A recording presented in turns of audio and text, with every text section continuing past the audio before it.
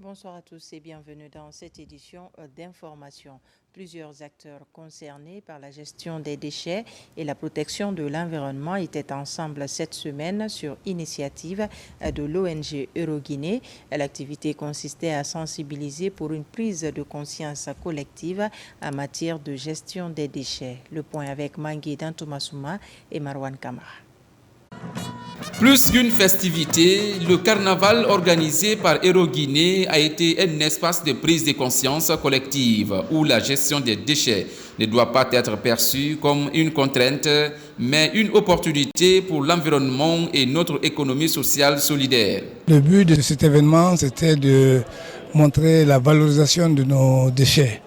Et la valorisation de nos déchets consiste à récupérer l'essentiel des déchets qu'on peut transformer en objets utiles pour la société à travers les sacs, comme on l'a vu tout à l'heure, à travers les dallettes, à travers beaucoup de produits des expositions qui ont été faites comme déchets. Une occasion pour les initiateurs de louer les efforts des partenaires grâce auxquels une avancée est possible vers des solutions durables pour une meilleure gestion des déchets et un environnement sain. C'est un enjeu actuellement dans nos communautés en Guinée et on veut déjà autre que plus à base notre activité, notre but ici, c'est pas de déchets, qu'on a créé une ville propre.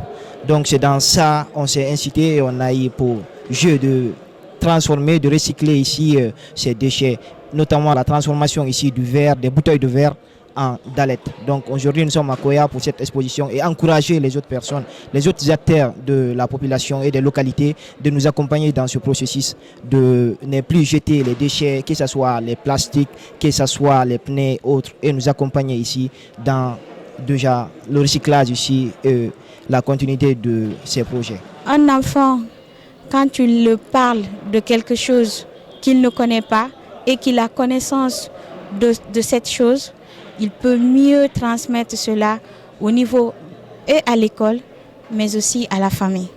Donc c'est une façon pour nous de sensibiliser les parents, de sensibiliser l'école en passant par les enfants.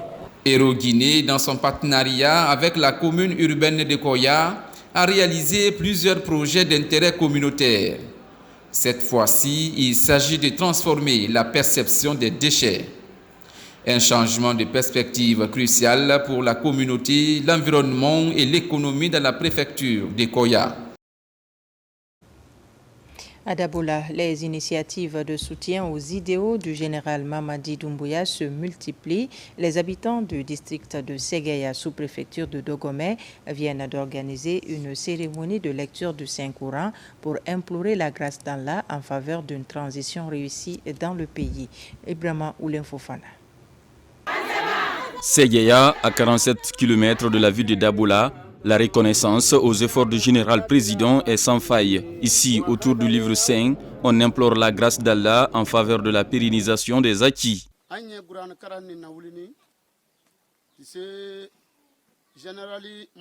Nous avons organisé cette cérémonie de lecture du Saint-Coran pour le président Mamadi Doumbouya pour le soutenir parce qu'il travaille bien.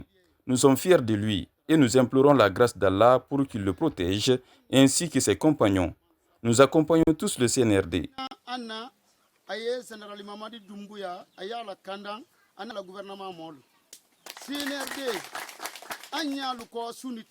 Cette cérémonie religieuse est aussi un véritable espace de promotion du vivre ensemble et surtout l'amour du prochain. Nous avons pris cette initiative pour bénir en faveur de la paix et du développement de notre pays. Nous soutenons favorablement le président dans ses initiatives du développement.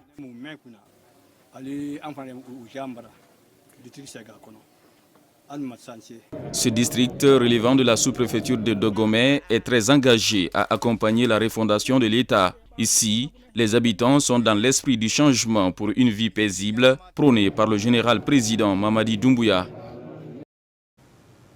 Dans l'actualité encore, le quartier Petit Simbaya a servi de cadre à une activité de sensibilisation sur la culture du vivre ensemble.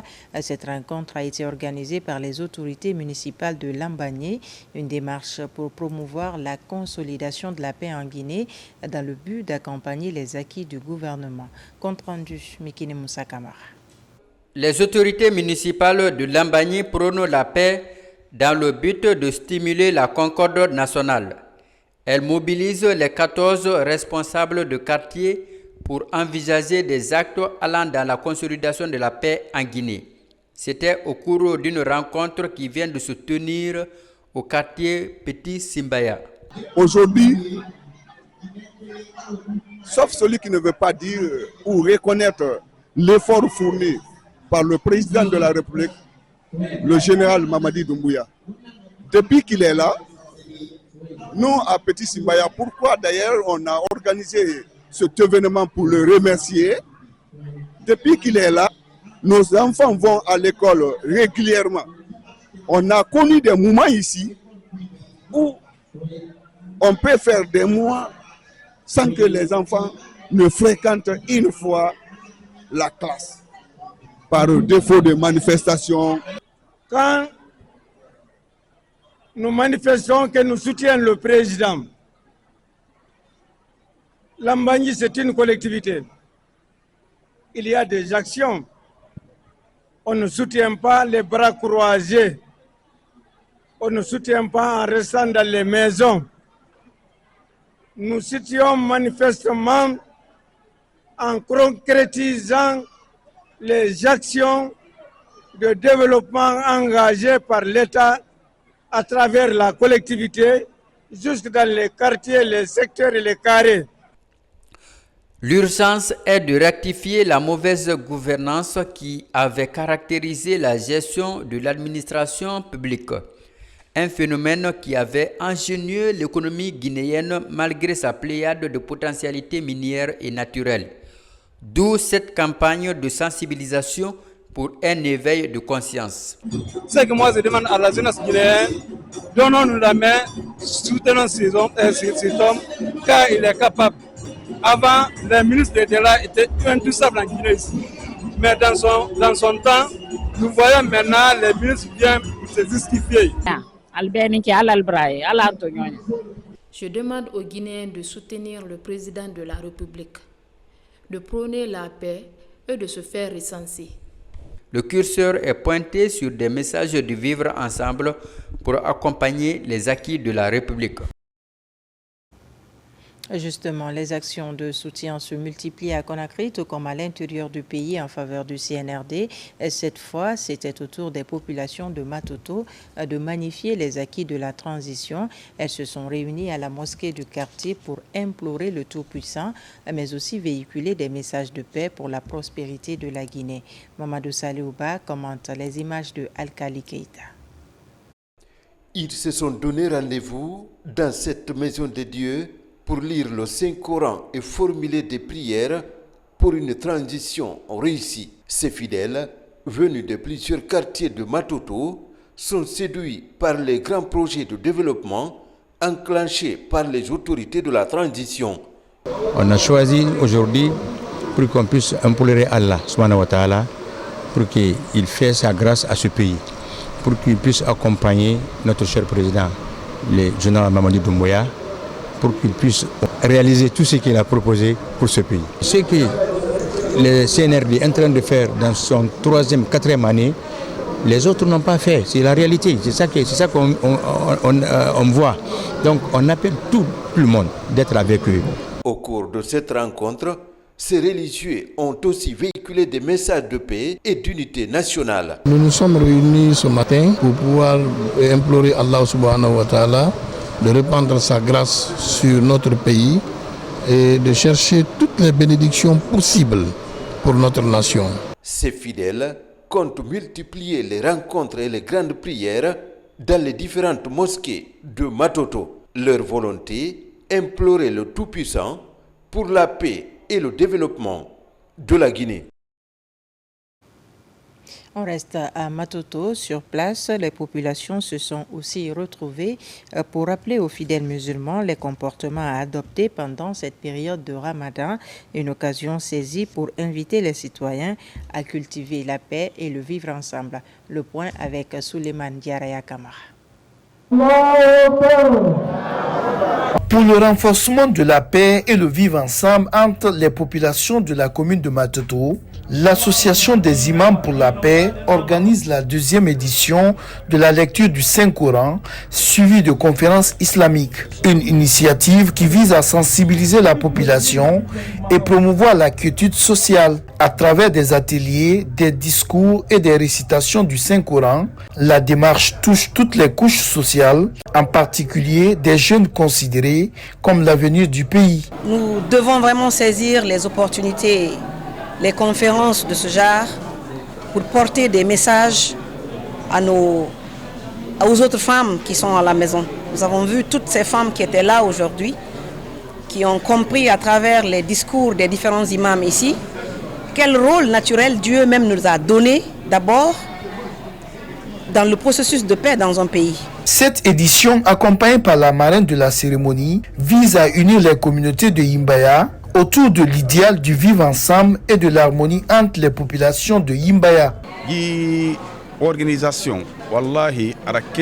En cette période de Ramadan, il était essentiel pour nous de nous retrouver pour rappeler aux uns et aux autres les comportements adoptés pendant le mois saint, mais aussi prier pour la paix dans notre pays. En cette année où le gouvernement est déterminé à organiser les élections, la culture de la paix est un chantier qui nécessite un renforcement à travers des initiatives comme celui-ci. Culture pour terminer, dédicace ce week-end du livre intitulé « L'histoire de l'humanité au regard de la Bible ». Le révérend Lai Mansaré a, au cours de cette dédicace, exposé les 7 périodes que l'humanité a connues de la création jusqu'à nos jours. Pour plus de précisions, suivez cet élément de reportage d'Ali Badara Kondé. C'est un ouvrage de 90 pages intitulé « L'histoire de l'humanité au regard de la Bible ». Le révérend Lai Mansaré a, au cours de cette dédicace, exposé sur les 7 périodes que l'humanité a connues. Cette œuvre est l'aboutissement de plusieurs années de réflexion approfondie et de méditation. Ce sujet m'a occupé près de 20 ans, 30 ans depuis que j'ai fait la découverte de la Bible. Je me suis dit, mais les hommes ne sont pas informés de ce qui a été fait, par ce Dieu qu'ils aiment, ils adorent, ils l'invoquent. Mais ils ne sont pas informés. Il fallait donc mettre cette œuvre à la disposition vraiment de l'humanité pour qu'ils connaissent l'histoire. L'histoire dit qu'au travers de la Bible, parce que la Bible est le grand manuel d'histoire, au-delà de la pensée religieuse que les gens ont de ce livre-là, c'est un livre d'histoire. Il contient toutes les informations dont les hommes ont besoin. Ce livre traite les sujets d'actualité à la fois bibliques et universels. D'après le révérend Lai Mansaré, cet ouvrage titré « L'histoire de l'humanité au regard de la Bible » est une analyse de l'histoire de l'humanité depuis la création jusqu'à l'avènement de la Nouvelle Jérusalem. Comment l'historien devrait regarder l'humanité au regard des récits bibliques. C'est ce qu'il a fait avec beaucoup de brio, il a fait avec beaucoup d'attention, il a fait des fouilles et le livre est très très instructif. Je voudrais lui dire merci. Ce monsieur, c'est un homme qui s'est donné à Dieu et qui a fouillé véritablement la Bible au fond. Parce que la Bible dit, mon peuple périt parce qu'il manque la connaissance. Nous ne savons pas ce que nous devons faire, le rôle que nous devons jouer en tant que chrétiens pour dominer le monde. Et ça fait que c'est le monde maintenant au contraire qui nous domine. Le chrétien doit vraiment dominer son environnement. Sa présence quelque part doit influencer son environnement. Le révérend Lai Mansaré est l'actuel directeur général en charge de l'étude des religions et traditions. À travers cet ouvrage, il vient expliquer la relation qui existe entre l'homme et Dieu, tout en s'inspirant de certains versets de la Bible. Voilà qui m'a fait à ce journal. Merci de nous avoir reçus chez vous. L'actualité se poursuit sur notre site le www.rtgguinée.info. On se retrouve demain pour d'autres informations de la Guinée, notre paradis, terre de richesse et d'innovation.